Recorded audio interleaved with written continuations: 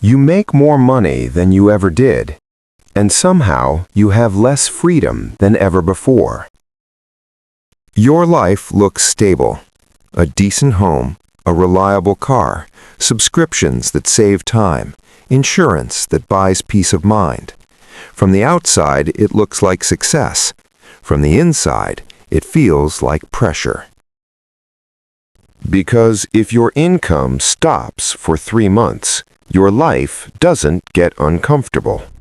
It starts breaking. Not emotionally, structurally. And this is not because you're irresponsible. It's not because you're bad with money. It's not because you didn't plan hard enough. It's because you are no longer living on your income. You are living inside your fixed costs. Most people think financial stress comes from debt, but debt is just the visible layer. The real cage is built from obligations you can't quickly escape. Your rent or your mortgage, your car payment and insurance, your contracts, your subscriptions, your lifestyle infrastructure. These are not expenses you can cut in a weekend. They are structural commitments. They define the minimum price of your existence. Your freedom is not your salary. Your freedom is your salary minus what you cannot stop paying. For most people, that number is already close to zero. Here's the paradox. When your income grows, your life does not become lighter. It becomes heavier. You move to a better place. You upgrade the car. You optimize your time with paid services. You buy convenience. You buy safety. You buy status. And every upgrade becomes a new permanent line item. Not optional. Not flexible. Permanent. Your lifestyle turns into a machine that must be fed every month. At first, it feels like progress. Then it feels like responsibility. Then it feels like pressure. And eventually, it feels like a cage. This is why high earners often feel more anxious, not less. On paper, they look secure. In reality, their entire life depends on one thing continuing without interruption. One job, one income stream, one system is not breaking. Miss a few paychecks, and the problem is not comfort. The problem is survival. The bills don't care about your resume. The contracts don't care about your stress. The system doesn't care that you did everything right. It only cares that the payments arrive. Let's make this concrete. Imagine someone making $150,000 a year.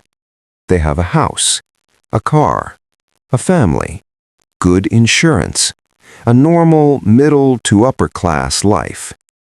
Now subtract the fixed costs, mortgage or rent, car payment, insurance, utilities, childcare, debt, subscriptions, taxes. What's left is not freedom. What's left is a narrow margin. They don't feel rich. They feel exposed. Because their life has a minimum operating cost, and it's high. And the higher that number goes, the less resilient the person becomes. This is the part nobody wants to hear. You can't just cut expenses when things go wrong. You can't easily sell a house without losses. You can't instantly exit long-term contracts. You can't unwind a lifestyle built on fixed commitments without pain. The system is designed that way. Long-term obligations are sticky. Exiting them is expensive.